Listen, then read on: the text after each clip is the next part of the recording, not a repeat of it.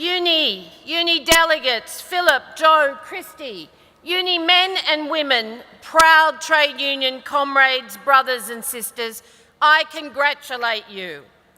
I congratulate you because you are breaking through. You are organising against injustice. You are inspiring workers everywhere, inspiring workers to hope, to act, and to organise for rights, safe work, and fair wages. You are inspiring workers to fight to tame the insidious corporate power that is dominating the world. Your achievements are huge, but the challenges just as large. So definitely celebrate this week, but also lay out the game plan for the coming years because we have even more work to do to see this world back on track. Let me reintroduce you to the global workforce. There are 2.9 billion of us around the world. 60% of our brothers and sisters are employed in the formal economy, but the majority of them have increasingly precarious employment and are struggling with poverty wages on which they cannot live and raise a family. Phil is right. The world needs a pay rise. Then even within the formal economy, of course, there is an historic crisis of unemployment. More than 200 million people desperate for work, the majority being women and young people. Our brothers and sisters who may never know the dignity of decent work. Many more have given up looking for formal work at all. But there are 40% of us, workers who are occupied in the informal economy, the sector of desperation where there are no rights, no minimum wages and no social protection.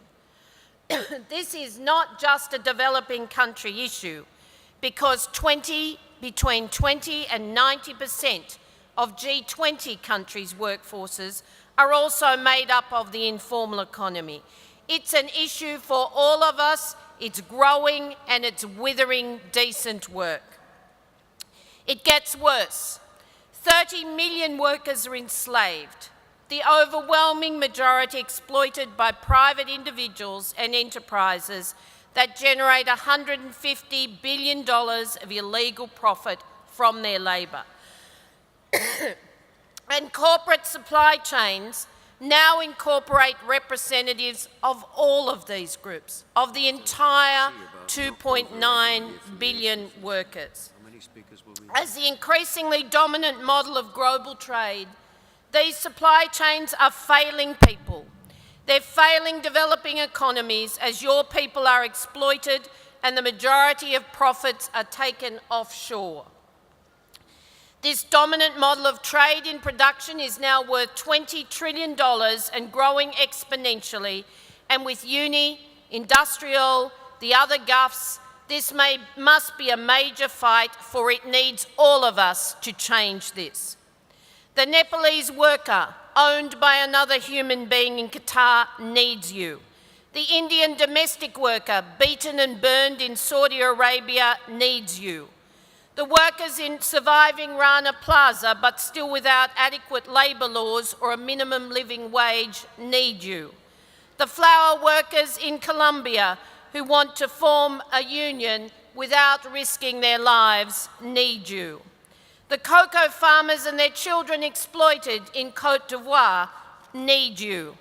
The Indigenous people impacted by the Tampacum copper mine in the Philippines need you. And the young people of South Africa, excluded from jobs, decent jobs, need you. And millions more.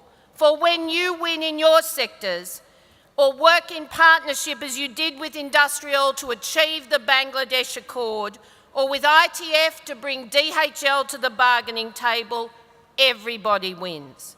One by one, you will do the same with all the companies you are taking on, including Deutsche Telekom's T-Mobile and Prosegur, who think intimidation or beating and bullying your members will stop you. Well, no company will stop you, not on your watch. And when you affiliate 1 million street vendors in India, we are winning. We're growing unions and we're winning the battle against corporate power. We're winning decent work. The world's people are with us. 72% of people tell us they want corporate power tamed. Corporate greed is simply out of control. In the US, 7 of the nation's 30 largest corporations paid their chief executives more than they paid in US federal income taxes in 2013. That's just corrupt.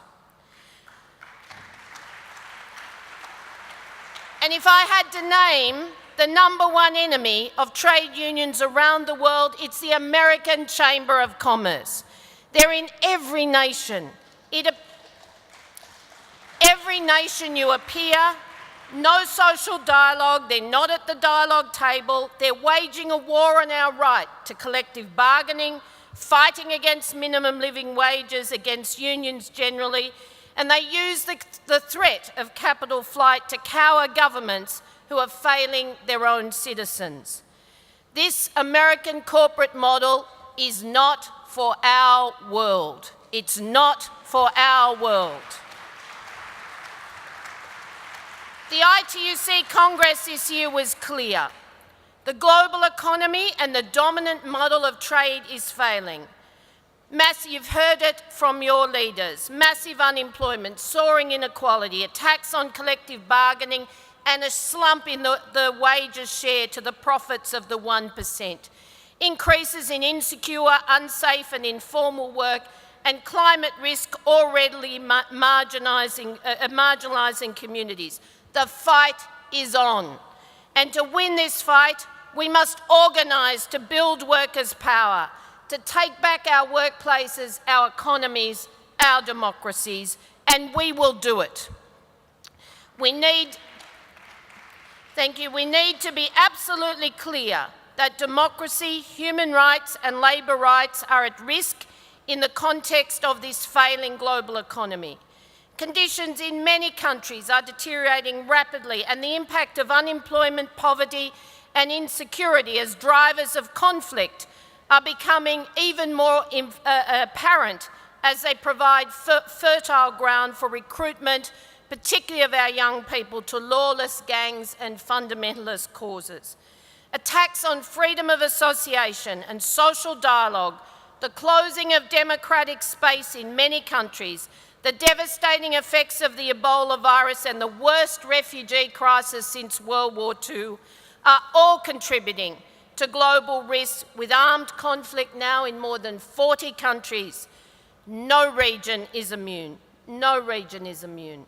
But the conflicts in parts of Africa, right across the MENA region, these are frightening.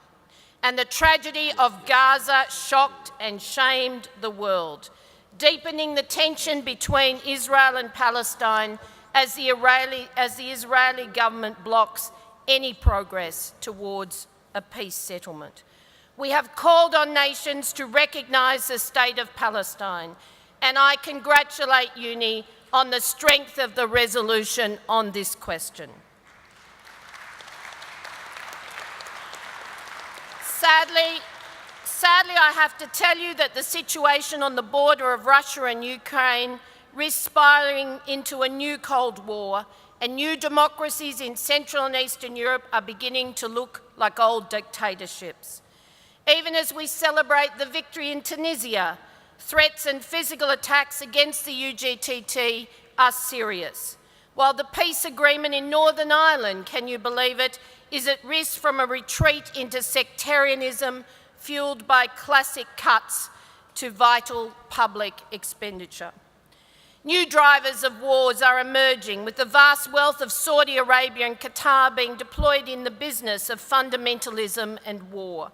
These states are slave states, and they are in our sights. There will be no World Cup, Gail. There will be no World Cup in Qatar without workers' rights.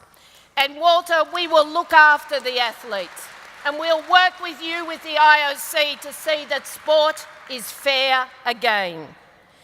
With the increase in armed conflict, the rollback of the role of government is sacrificed.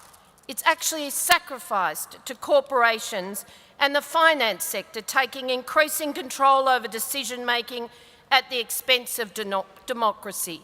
This simply means we need to be organised. We are the bulwark of democracy. When corporations decide we don't have an international right to strike, we need to push back, and we will. For without the right to strike, workers are enslaved. So join us on February the 18th. I know uni will be there in the Global Day of Action to protect the right to strike. Fundamental.